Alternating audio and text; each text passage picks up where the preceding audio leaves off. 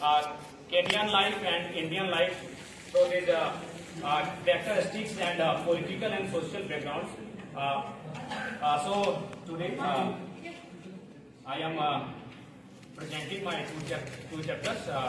Thematic comparison of the old woman and the cow and the petals of blood, and the second is social and political background. Yes, sir. I have submitted 4 chapters before this, and today I am submitting my. There are so much of time. Let them know one thing. If I am not interfering, please, by the permission of the general. Yes, go on. You all are hearing him. Are you not? Hope you are all hearing.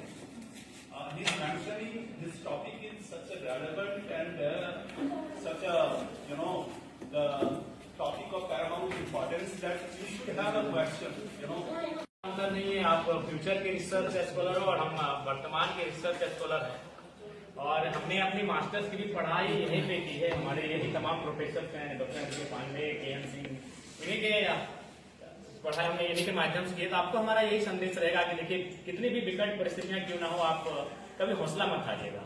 बेशक आज हम यहाँ पर एक MLA के रूप में देख रहे हैं, लेकिन मैं आपको बताना चाहूंगा, जब मैं मेरे जो परिवार की स्थिति ना, वो कोई सोच भी नहीं सकता है जहां से हम आए हैं। मेरे पिताजी का जब डेथ हुआ था तो उसी साल मेरे दादाजी का भी डेथ हुआ था।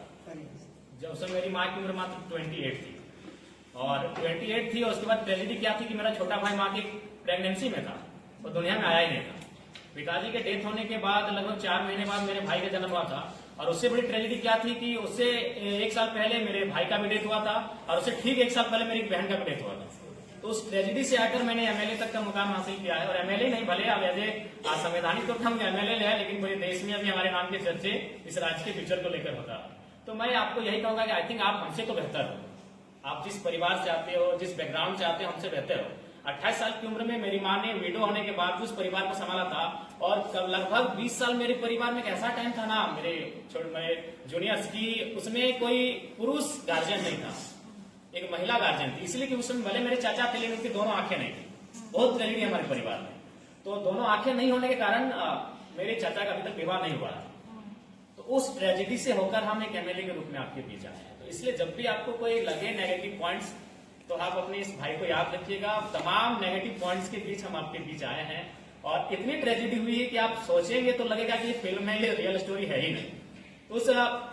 उस स्टोरी से हम उस ट्रेजेडी का सामना करने के बाद आपके बीच आए। तो हम ज्यादा आज आपको संदेश नहीं देंगे, हमारे बीच थोड़ा समय का अभाव है, और हो सके हमारे प्रेजेंटेशन में भी अगर आपको थोड़ा सा आज अगर कुछ समस्या लगी तो नेक्स्ट प्रेजेंटेशन हम उसको मजबूत करेंगे, क्योंकि समय का अभाव था। और हम आपको यही संदेश देंगे कि जिन सपनों को देखते हैं उन्हें पूरा करने के लिए जी तोड़ मेहनत करें। बहुत बड़े से बड़े सपने पूरे होते हैं, आपके बीच हम एक एग्जाम्पल के तौर पर करें।